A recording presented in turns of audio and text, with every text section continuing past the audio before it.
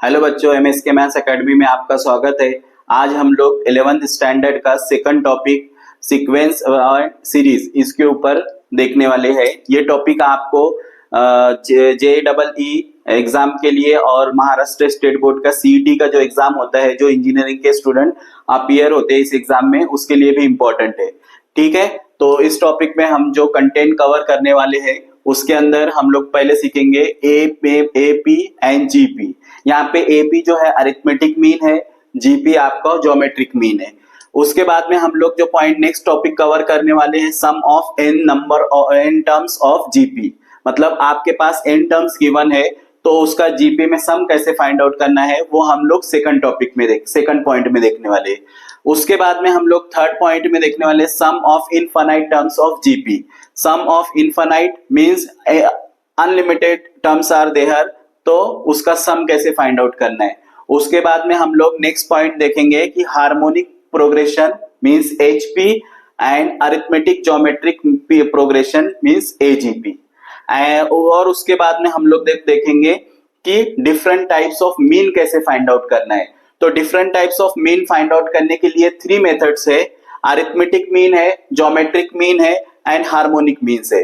तो चलो हम लोग अब टॉपिक की स्टार्ट करते हैं। ओके, तो अभी हम लोग सबसे पहला पॉइंट देखते हैं कि सीक्वेंस। तो सीक्वेंस एग्जैक्टली क्या होता है। तो सीक्वेंस का मतलब होता है अ सेट ऑफ नंबर और स्पेसिफिक पैटर्न जो एक पर्टिकुलर ऑर्डर में लगा होता है, उसको हम लोग सीक्वेंस कहते हैं। जैसे अभी मैंने बोला अगर आपको कि 2 का टेबल, तो 2 का टेबल जो है एक सीक्वेंस है, क्योंकि यहाँ पर अगर हमने देखा 2, 4, 6, 8, 10 एंड सो ऑन। तो यहाँ पर अगर हम देख रहे हैं तो हर नंबर के बीच का जो पैटर्न है, मतलब हर नंबर के बीच में जो डिफरेंस है वो कॉमन डिफरेंस है। तो इसको हम लोग कह सकते हैं कि ये एक सीक्वेंस है। सीक्वेंस कभी भी कॉमा से सेपरेट होती है। ओके, तो देयर आर इसके 2 टाइप्स है सीक्वेंस के। फर्स्ट जो है वो फाइनाइट सीक्वेंस है। फाइनाइट सीक्वेंस का मतलब होता है कि जैसे अभी यहाँ पे मैंने बोला कि a number start from 10, even number which start from 10 to 100। तो ये इवन नंबर का सीक्वेंस हो गया, क्योंकि वो नंबर स्टार्ट हो रहा है 10 से और एंड हो रहा है 100 पे। तो यहाँ पे फाइनाइट है, means there is a ending. Okay, तो सेकंड टाइप सीक्वेंस है इनफाइनाइट सीक्वेंस। Infinite sequence. अब इनफाइनाइट सीक्वेंस में क्या होता है कि वहां पर हमको इनफाइनाइट सीक्वेंस के अंदर हमको स्टार्टिंग पॉइंट पता होता है कि स्टार्ट कहां से हो रहा है। जैसे अगर मैंने बोला 10, 12, 14, 16, 18 एंड सो ऑन। तो इसमें अभी क्या हो गया है कि यहाँ पर अगर हम देखें तो 10, 12, 14, 16, 18, तो ये स्टार्टिंग पता है हमें, लेकिन ये एंड कहाँ पे होगी ये सीक्वेंस वो पता नहीं है। तो इस टाइप के सीक्वेंस को हम लोग इनफाइनाइट सीक्वेंस बोलते हैं। अब आप लोगों को सीक्वेंस तो समझ में आ गया होगा, तो अब मैं आपको सीक्वेंस की एग्जैक्ट डेफिनेशन बताता हूं कि सीक्वेंस का मतलब क्या होता है कि अगर हम कोई भी नंबर सेट ऑफ नंबर्स को एक स्पेसिफिक पैटर्न के अंदर रखें तो उसे हम सीक्वेंस कहते हैं। देन नेक्स्ट पॉइंट जो आपका आता है वो है सीरीज। तो नेक्स्ट पॉइंट है सीरीज। अब सीरीज और सीक्वेंस में क्या डिफरेंस है? ज्यादा डिफरेंस नहीं है सीरीज और सीक्वेंस में। सीक्वेंस जो होती है वो कॉमा से सेपरेट होती है और सीरीज जो होती है वो प्लस से सेपरेट होती है। जैसे अभी मैंने आपको बोला कि ये एक नंबर है मेरे पास 1, 2, 3, 4, 5, तो ये जो नंबर है ये सीक्वेंस में है। अगर मैंने इसको बोला कि ये नंबर मुझे सीरीज में लिख के बताओ, तो आप लोग इसको अगर लिखोगे 1 + 2 + 3 + 4 + 5 एंड प्लस सो ऑन, तो इसको हम लोग बोलेंगे कि ये सीरीज के अंदर है। तो यही मेजर डिफरेंस है, मतलब कोई खास डिफरेंस नहीं है सीक्वेंस और सीरीज में। सिर्फ सीक्वेंस और सीरीज को हम कॉमा से, मतलब सीक्वेंस अगर है तो उसको कॉमा से सेपरेट कर सकते हो और सीरीज अगर है तो उसको प्लस से सेपरेट, मतलब प्लस के फॉर्म से नंबर्स को हम सेपरेट कर सकते हैं।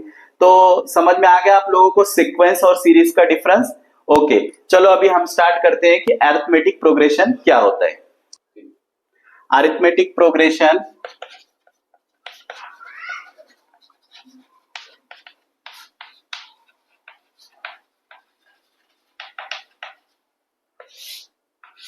ओके, तो what is arithmetic progression? Arithmetic का मतलब क्या होता है कि नंबर्स, आपको यहाँ पे जो नंबर्स है, और प्रोग्रेशन का मतलब होता है स्पेसिफिक पैटर्न। तो यहाँ पे जो हम प्रोग्रेशन वर्ड यूज कर रहे हैं उसका मतलब होता है स्पेसिफिक पैटर्न। तो अरिथमेटिक नंबर सपोज मेरे पास है 1 2 3 4 एंड सो ऑन। तो ये जो नंबर है, हर नंबर में अगर हम देखें तो एक कॉमन डिफरेंस है। तो यहाँ पे अगर मैंने यहाँ पे फर्स्ट नंबर है, तो ये हर नंबर को हम फर्स्ट नंबर को क्या बोलेंगे? टर्म 1, सेकंड नंबर को टर्म 2, थर्ड नंबर को टर्म 3, फोर्थ नंबर को टर्म 4। और अगर यहाँ पे n नंबर है, सपोज n नंबर है, तो हम उसको टर्म nth टर्म बोलेंगे। ओके, तो यहाँ पे nth टर्म है टोटल। तो अगर आप लोगों को ये चेक करना है कि ये जो नंबर है वो अरिथमेटिक प्रोग्रेशन है या नहीं, तो उसके लिए आपको क्या करना है कि हर टर्म के बीच में डिफरेंस निकालना है। मतलब d is equal to t2 minus t1। तो यहाँ पर जो सेकंड नंबर है 2 है और फर्स्ट नंबर फर्स्ट टर्म 1 है, तो 2 माइनस 1, तो आपको डिफरेंस कितने का मिल रहा है? 1 का। ओके, तो ये दो टर्म के बीच का डिफरेंस हो गया। नाउ गो फर्दर, तो यहाँ पर आप थर्ड टर्म और सेकंड टर्म का डिफरेंस निकालो। तो third term t3 minus t2, तो यहाँ पर थर्ड टर्म है 3 और सेकंड टर्म 2, तो यहाँ पे भी अभी हमारा डिफरेंस जो आया सेम आया। ओके, तो जब आपका डिफरेंस हर नंबर, हर टर्म के बीच में डिफरेंस अगर सेम आता है तो उसको हम लोग अरिथमेटिक प्रोग्रेशन कहते हैं। ओके, अभी समझ लो, यहाँ पे मैं सेकंड एक आपको एग्जांपल देता हूँ। जैसे पहला नंबर कभी भी a से रिप्रेजेंट होता है। ओके, इन जनरल फॉर्म में फर्स्ट टर्म जो है अगर मैंने a से रिप्रेजेंट किया, तो सेकंड जो नंबर है, second term a plus d से रिप्रेजेंट होता है। थर्ड टर्म जो है आपका a प्लस 2d से रिप्रेजेंट होगा। फोर्थ टर्म अगर मैंने बोला कि फोर्थ टर्म क्या होगा, तो आप क्या करोगे? a plus 3d। अगर फिफ्थ टर्म बोला तो t5 is equal to a plus 5d। तो यहां पर अगर आप लोगों ने फिफ्थ टर्म बोला तो a प्लस 4d होगा। ओके, तो यहां पर आपने ऑब्जर्व किया कि हर टर्म, अगर जो मैं टर्म फाइंड आउट कर रहा हूं वो यहाँ पे वैल्यू उसकी 1 लेस है। तो अगर मुझे nth टर्म फाइंड आउट करना है, nth टर्म फाइंड आउट करना है, तो मैं क्या लिखूंगा? tn is equal to a plus n minus 1d। Okay, तो ये जो फॉर्मूला है tn is equal to a plus n minus 1d, ये फॉर्मूला हमको जनरल टर्म फाइंड आउट करने के लिए यूज होता है। मतलब क्या कि using this formula we can find out any number of term. Okay, तो आप लोगों को समझ में आ गया ये? तो अभी हमने देखा कि tn is equal to a plus n minus 1d। इस फॉर्मूले का यूज करके हम लोग कोई भी टर्म फाइंड आउट कर सकते हैं इन एपी फॉर्म। अगर अब हमको sum of that number find out करना है कि अगर आपके पास nth नंबर है तो उनका सम कैसे फाइंड आउट करना है। तो समझ लो, अभी मेरे पास नंबर है 10, 20, 30 एंड 200। ओके, अब मुझे क्या करना है? इसका सम फाइंड आउट करना है। तो इसका सम फाइंड आउट करने के लिए मुझे क्या चाहिए? मेरे पास पहला नंबर चाहिए, इसके बीच में डिफरेंस कितने का है वो चाहिए, और टोटल नंबर कितने हैं। तो अभी मुझे यहाँ पे टोटल नंबर नहीं मालूम है कि कितने टोटल नंबर है, तो मैं टोटल नंबर कैसे फाइंड आउट करने का कि इस सम के, इस सीक्वेंस के अंदर टोटल कितने टर्म्स है। तो मुझे टोटल टर्म्स अगर फाइंड आउट करना है तो वो मैं इस फॉर्मूले की हेल्प से कर लूंगा। तो अगर मुझे ये टोटल टर्म फाइंड आउट हो गई तो मेरे पास दो फॉर्मूले है सम फाइंड आउट करने के लिए। Sum of nth term in AP, उसका फॉर्मूला है sum of nth term in AP. तो उसके लिए फॉर्मूला क्या है? Sn is equal to n by 2 in bracket 2a plus n minus 1 into d। ये फॉर्मूला है सम फाइंड आउट करने के लिए। ओके, तो इसको नोट डाउन कर लो। Sn is equal to n by 2 in bracket 2a plus n minus 1 d। तो इसमें आप लोगों को पता है n जो है total number of term, a जो है आपका फर्स्ट टर्म है, और d जो है आपका कॉमन डिफरेंस है। ओके, एक और फॉर्मूला है इसके फाइंड आउट करने के लिए। अगर आपको फर्स्ट टर्म पता है और लास्ट टर्म पता है तो उसके लिए आप लोग फॉर्मूला यूज कर सकते हो n/2 T1 plus Tn। Okay, T1 जो यहाँ पे है फर्स्ट टर्म है और Tn जो है लास्ट टर्म है। तो अगर आपको फर्स्ट टर्म और लास्ट टर्म पता है तो आप इस फॉर्मूले का यूज करके सम फाइंड आउट कर सकते हो। ओके, तो ये दो फॉर्मूले हैं जो sum of n term find out करने के लिए यूजफुल है। तो नेक्स्ट पॉइंट अभी हम देखने वाले हैं सीक्वेंस का नेक्स्ट पॉइंट, ज्योमेट्रिक प्रोग्रेशन। तो ज्योमेट्रिक प्रोग्रेशन हम एक एग्जांपल के थ्रू समझते हैं पहले कि सपोज T1 आपके पास nth टर्म है, T1 टर्म है, T2, T3 up to Tn term है। ओके, तो अगर T1, T2, T3 up to nth term है तो आपको चेक करना है कि गिवन जो टर्म्स है वो ज्योमेट्रिक फॉर्म में है या नहीं, ये चेक करना है। तो उसके लिए आप लोग क्या करोगे, एक R is equal to, R means over here R is a ratio, so R is equal to Tn plus 1 upon Tn। With इसके ये फॉर्मूला जो है, इस फॉर्मूले की हेल्प से आप चेक कर सकते हो कि गिवन टर्म जो है वो ज्योमेट्रिक प्रोग्रेशन है या नहीं है। ओके, तो कैसे चेक करना है, चलो मैं एग्जांपल के थ्रू बताता हूं। Take one example, 4, 16, 64, 256 and so on. Okay, तो 4, 16, 64, 256 है, तो यहाँ पे T1 जो टर्म है 4 हो गया, T2 जो टर्म है 16 है, T3 टर्म आपकी 64 है और T4 टर्म आपका 256 है।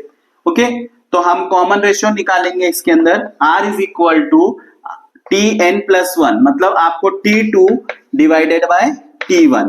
तो T2 क्या है आपका 16 है, तो 16 अपॉन 4। ओके, तो 4 1 जा 4, 4 4 जा 16, तो यहाँ पे R4 आ गया। अब नेक्स्ट चेक करना है आपको,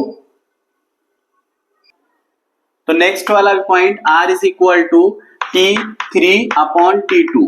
तो T3 टर्म क्या थी मेरी 64 और T2 टर्म कौन सी है 16, तो 64, 16 1 जा 16, 16 4 जा 64, तो यहाँ पे फिर से मुझे 4 आ गया। अब फिर उसके बाद में एक और चेक करता हूं टर्म से, तो R is equal to T4 upon T3 और T4 टर्म कौन सी है मेरी 256 और T3 टर्म जो है 64 है। इसको भी कैंसिल करके चेक करते हैं हम लोग, तो 64, 4 1 जा 4, 4 4 6 जा 24, देन 4 6 जा 24 एंड 4 4 जा 16, फिर 16 1 जा 16, 16 4 जा 64, मतलब आपको क्या मिला यहाँ पे 4। तो हर टर्म में हमने चेक किया कि हर टर्म का जो कॉमन रेशियो है, दो टर्म यानी succeeding term divided preceding term, दोनों टर्म का जो कॉमन रेशियो है वो सेम आ रहा है। तो हम यहां पर लिखेंगे कि the given sequence in GP. Okay, तो आप लोग को समझ में आ गया फिर कि जीपी कैसे निकालना है। अगर मैं जनरल फॉर्म में बोलूं कि जीपी कैसे निकालना है, तो फर्स्ट टर्म जो होती है वो ए होती है जीपी के अंदर, सेकंड टर्म ए आर होती है, third term a r square, fourth term a r cube and so on. तो अगर मुझे टी एन nth रेशियो निकालना है, sorry nth term find out करना है इन जीपी फॉर्मेट, तो उसका फॉर्मूला है t n is equal to a r raise to n minus 1। ये फॉर्मूले का यूज करके मैं nth नंबर मतलब कोई भी टर्म फाइंड आउट कर सकता हूं जीपी के फॉर्म में। नेक्स्ट पॉइंट है properties of GP means geometric progression. Okay, तो प्रॉपर्टीज ऑफ जीपी में सपोज हमारे पास nth टर्म है in GP form T1, T2, T3 up to Tn, तो ये जितने भी टर्म्स है ये इन जीपी फॉर्म है। Okay, in GP. तो इसमें फर्स्ट प्रॉपर्टी ये है कि अगर T1, T2, T3, Tn GP form में है तो फिर क्या होगा कि 1 अपॉन T1 मतलब उनका कोएफिशिएंट, सॉरी उनका रेसिप्रोकल अगर हमने लिया वो टर्म का, जैसे T1 का रेसिप्रोकल आएगा 1 अपॉन T1, T2 का 1 upon T2, T3 1 upon T3 and Tn 1/Tn, तो ये भी जीपी फॉर्म में रहेंगे। Then it also in GP. Okay, second property है कि अगर हमारी T1, T2, T3 up to Tnth term है और ये टर्म जीपी फॉर्म में है, उसको मैंने कोई भी नंबर से मल्टीप्लाई किया, सपोज वो नंबर है k is not equal to 0। अब इस टर्म को अगर मैं मल्टीप्लाई करता हूं तो k T1, k T2, k T3 up to k Tn, ये भी जो रहेगा जीपी फॉर्म में रहेगा। थर्ड प्रॉपर्टी है कि कोई भी टर्म को अगर मैं nth पावर से यानी सेम पावर से मल्टीप्लाई करता हूं तो वो भी जीपी फॉर्म में रहेगी। जैसे यहाँ पे मैंने लिया T1 raise to nth power, then T2 raise to n power, T3 raise to n power up to Tn raise to n power, तो ये भी जीपी फॉर्म में रहेंगे। It also in GP. तो ये जीपी की प्रॉपर्टीज है, मतलब ये 3 प्रॉपर्टीज है कि अगर आपके ये जो T1, T2, T3, Tn अगर ये टर्म्स जीपी के अंदर है तो उसके रेसिप्रोकल भी जीपी में होंगे। उसके साथ में अगर मैंने किसी नंबर से मल्टीप्लाई किया फिर भी वो जीपी में रहेगा, या अगर मैंने उसके पावर लिए तो वो भी जीपी में रहेंगे। ठीक है, तो सभी को समझ में आ गया ये।